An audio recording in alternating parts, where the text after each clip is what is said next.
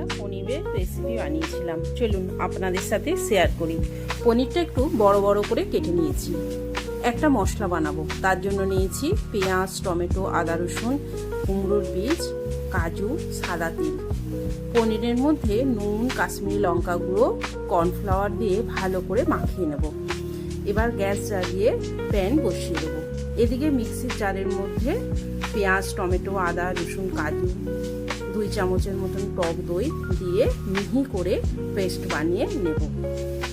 প্যানে সাদা তেল দিয়ে দেব, পনিরগুলো ভেজে নেব। এবার এই তেলের মধ্যেই গোটা গরম মশলা দিয়ে দেব, একটু কসুরি মেথি দেব। তারপর মিক্সিতে বেটে রাখা মশলাটা দিয়ে নেড়ে নেব। এবার এর মধ্যে লঙ্কা গুঁড়ো, কাশ্মীরি লঙ্কা গুঁড়ো, একটু হলুদ গুঁড়ো দিয়ে মশলার সাথে মিশিয়ে নেব। স্বাদ মতো নুন দেবো আর একটু চিনি দেবো, দিয়ে মশলাটা ভালো করে কষিয়ে নেব। মশলা থেকে তেল ছেড়ে দিয়েছে।